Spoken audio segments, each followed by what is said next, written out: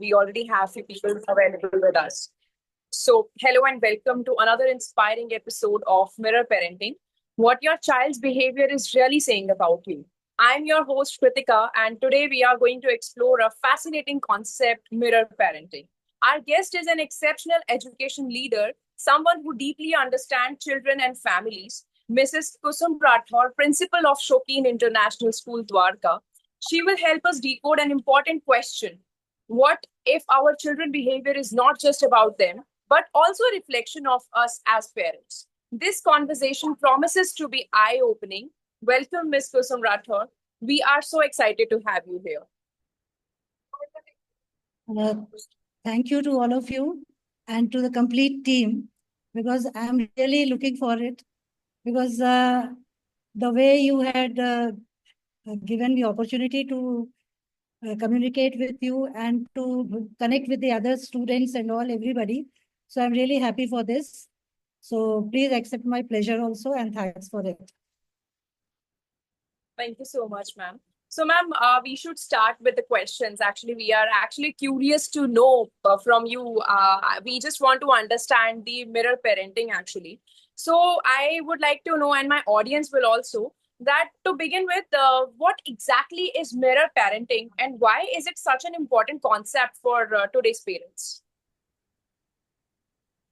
If we talk about mirror parenting, actually, what we have seen, child follows the parents.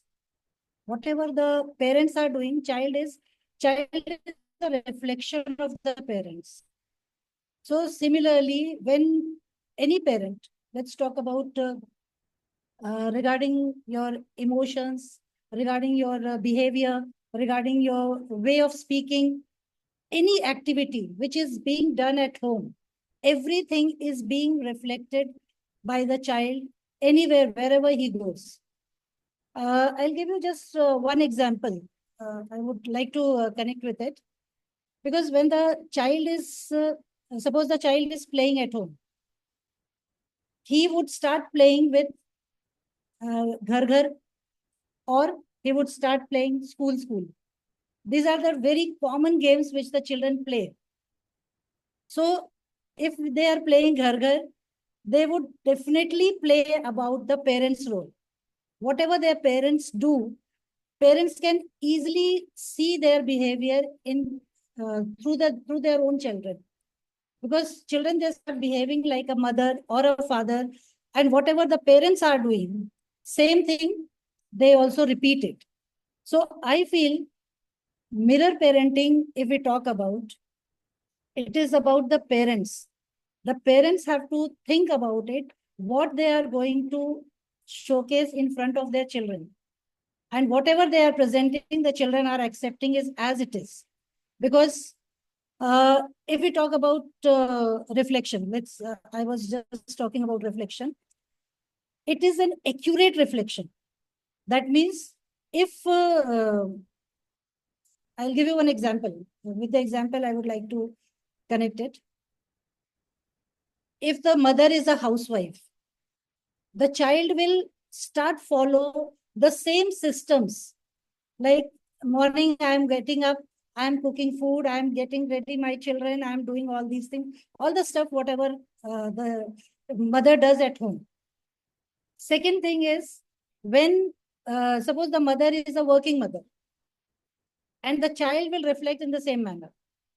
The child is, I have seen myself, my own family, my daughter is a working lady, and most of the time she is busy at work also. Even when she is cooking also, she is on a call or something, somebody calls her, something happens. So she is into corporate. So the child was copying in this way. She says that this is my kitchen set and I'm cooking food. You all see it. And then she keeps one, her toy computer, and she keeps doing like this. And she says, she does like this with the phone. That phone is there and she's talking. Okay, done, done, done. That means she has done everything as it is. What the mother does, she has copied as it is. So it is right in front of the children. Even when I tell my teachers also, I check them. I say that whatever you have done in the class, the child will reflect and I can get to him. Whatever the child is doing, that means you have done it in the class. If the child is saying something, some wrong word also, that means the teacher has used that wrong word in the class. That's why the child is reflecting like this. Sometimes the child is also a mirror in sense of genetics, which is very common and especially in India, we follow those things just like father or just like mother. So all these things, they go on. So these are biological things are there that child reflects in the parents. Otherwise, this is imitation is very common and imitation will only, I can say that mirror what you reflect in mirror. The same thing is parents are reflecting in front of their children. So I feel that parents should have their own worth. If you remember, there was an advertisement where the child is uh, playing something, some game is being played, and two families are there. And they say that we are going to get married. And then the parents ask that, what are you going to do after that? So then he says, I'll beat her. That means the child has seen that my father beats my mother and my mother has to follow everything. So this shows that this is a perfect example of mirror parenting, because children, they imitate you, they follow everything about you. And of course, socially also, social behavior comes into it, because if a child is, let's say the child is brought from any place, maybe the adopted child, the place where he is placed, he starts imitating that place. Or in the society, let's talk about any orphanage.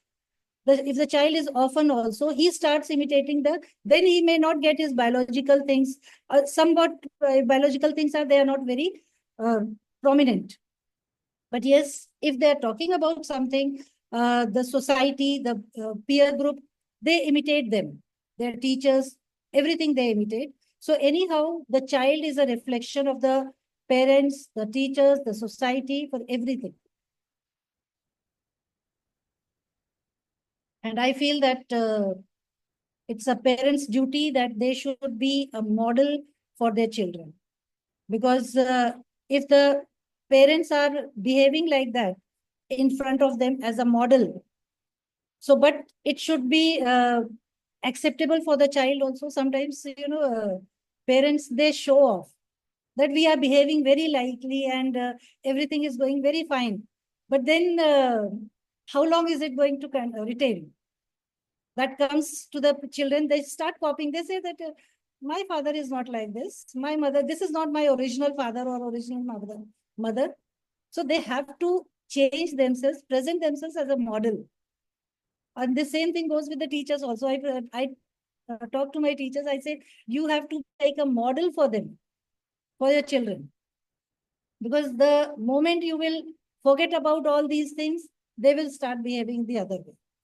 So that's why I say that children are exactly the reflection of the parents. Thank you so much, Mrs. Rathore, for explaining that so beautifully. I think our audience can relate to what you just shared, because parenting today comes with its own set of unique challenges.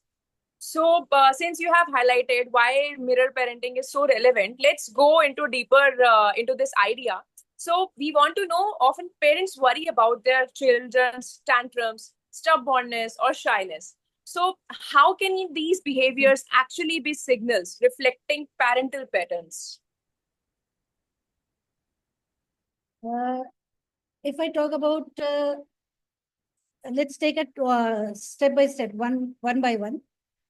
If I talk about tantrums, which is very common with all the children, we have to think about why the child is presenting himself in that way? Why is he misbehaving? Why these tantrums are there with the child? The reason is maybe the child is not satisfied with something. Maybe uh, the parents are, I have seen many different types of parents and different types of children also, they come up. Many children, when they come to the school and they cry at school that I don't want to go to the school. If the child is, since morning, if the child has got up and he is showing his tantrums to the parents, just to present his face that I don't want to go to school. So the parents should immediately try to find out from the school, has something wrong happened with the child? But in India, what we do, I have seen on the way I saw one lady was beating badly, brutally with a stick to a child. And the child was crying that, no, I don't want to go to school. I was on the way. And then I saw, I really felt very bad.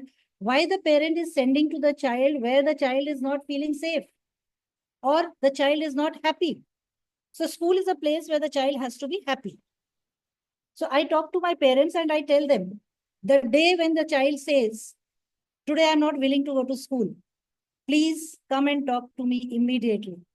Because there is something hidden behind it, behind this tantrum. If the child is happy, he would never show his tantrums for any reason. So there are many things where the child's behavior changes due to his social impact, due to some pressure from the, let's say, teachers or from the peer pressure. So all these things are happening. If I talk about stubbornness, the child, again, the stubbornness or tantrums, they go side by side. The child shows his stubbornness because he knows right from the childhood, when the time when he was born, where the way he was brought up, his all the demands were being fulfilled. So that is one of the reasons why the child becomes stubborn. Because, if all the demands are being fulfilled, the child feels that the whole world is in my parents' hands. Whatever I demand, they will provide to me. So these are the reasons the children, they never feel awkward for demanding anything today, because as a child, that child does not realize that what is right, what is wrong for me. If I give you an example, I had one student, his grandmother used to give him 1 rupee, 2 rupees daily. So like, go and get one toffee. Now it's a very bad habit. The child gets a habit of taking money. One day he was very stubborn and he said, I want money, more money. So grandmother said, she came to me and she was complaining about the child that, ma'am, he was asking me money and I gave him 500 rupees. This I'm talking about 10 to 15 years back story. The grandmother gave him 500 rupees and the child was about 6 to 7 years old. This young child, he went to the market and he spent all 500 rupees. So then I asked her that today you had 500 rupees, you gave him. Now tomorrow he will demand for, let's say, a scooter or a bike, and then he will say car. And then he might demand for a plane also. Will you be able to give him? So she said, I don't have. How can I give? I said, you should have told him that I don't have. Why did you give him a habit of taking money from me? So the point comes, the stubbornness is caused only because of the parents. They make the child stubborn. First, by providing him all the things.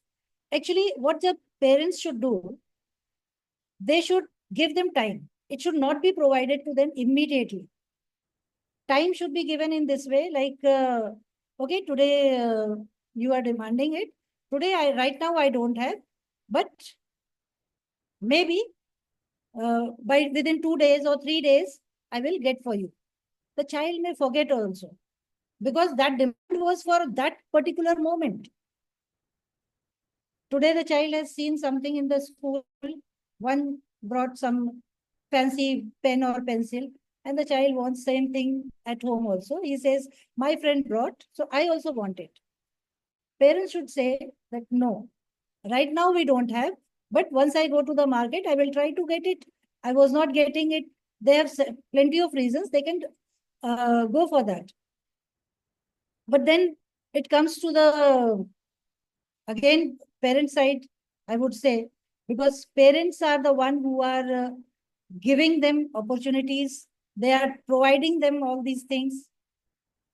I'll give you one example for this. My own children, they, when Maggie had started at that time, and everybody was fond of Maggie. And I knew it very well that this is not going to be a healthy thing. So I said, okay, I will give you Maggie on Purnima. So they asked me, what is Purnima? I said, when the moon will be full, I will give you Maggie that day. Daily, they started looking at the moon. First of all, they learned the movement of the moon, the sizes of the moon.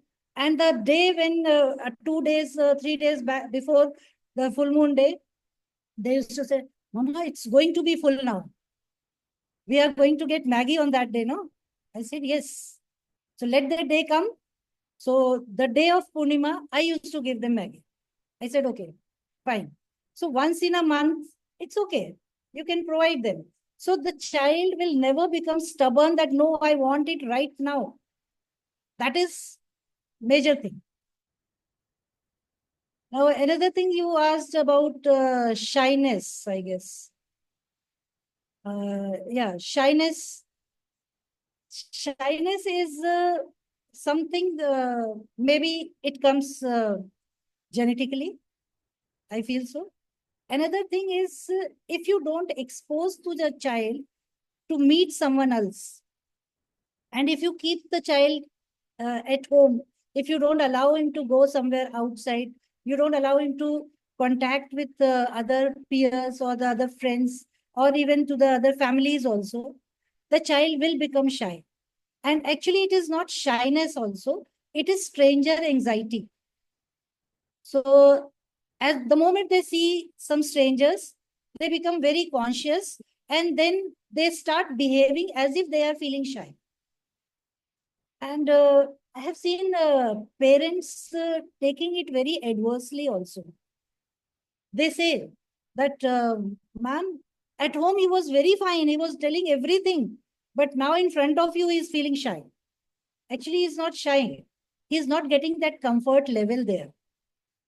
And most of the parents, they present their children as a model in front of others, that you come on, sing a song, recite a poem or a rhyme, and then let the others listen to you. And they feel proud. If the, suppose they have gone to someone's house and the child is presenting some poetry or some rhymes, the parents feel very proud that my child is very good and others are clapping. But the child is presented as a model in front of them that you behave like this. But is the child happy in that? Have you ever thought about it? Is the child's mood for that? Because children have their mood swings. It depends. If they are in a good mood, they will do it. If they are not in a good mood, they will not do it. So the children, when they come up with these things, they find a kind of pressure. And the moment they find pressure, again they start showing their tantrums over there also. They might behave very abruptly and adversely in front of other parents, and then the parents, the child's parents may start beating also. That why is it so? What I feel is the child should first get into that comfort, and then he will definitely perform in front of others. Suppose you are, it is about some people, they say that we should encourage the children. So if you are encouraging the children, they will never be like that. At least expose them of in front of others. First, if you will expose them in front of others, they will definitely perform wherever you want, they will do it. All of a sudden, they will not.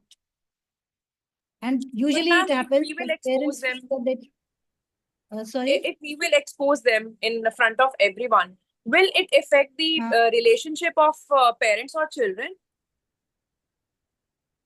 no, I'm saying, I'm talking about the exposure of the child. The child should be exposed to the first to the peer group. The moment, you see, when the children are at home before coming to school, they all show these kinds of tantrums. But the moment when they start coming to school, they mix up with the other children. They find themselves very comfortable over there. Then, if you ask the children to perform something, they will do it. At school, also, they're performing it. And when all of a sudden, see, the children should not be right away presented in front of someone. Suppose you are not prepared for something, and the child, and you are saying that you are being asked to go and give a speech, and you are not prepared also. How would you feel? So the same thing goes with the children also. Child is not ready with his mood that I'm going to perform there. He feels that I'm going to play there and I'll be happy over there. But all of a sudden, parents say that my child he recites very good rhymes, and then please, okay, come, child, come present in front of them. The child was busy playing somewhere. So, exposing the child in front of others is good. It develops confidence of the child. But yes, the child should be ready for that first. First, that preparation has to be done. He knows everything. You know the mood of children. I'll give you another example of the mood of the child. There was a child. He was again. I'm talking about a few years back when NEP was or CE pattern was not there. We had exams in class 1 also, and I went on a round and I saw the children were writing their paper. All of a sudden, I saw the child came and he said, "I don't want to do the paper now." I said, "Beta, you have not done anything in the paper." He said, "I don't know anything." And the teacher is saying, "Ma'am, he knows everything. Whatever is there in the paper, he knows everything." I said, "Leave it. He is not in a mood to do it. Maybe he is in a mood of playing.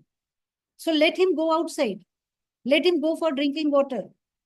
We will not force him to write the paper right now.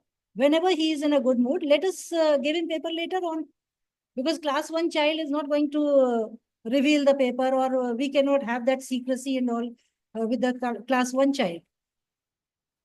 So exposure is good, but it develops the confidence also.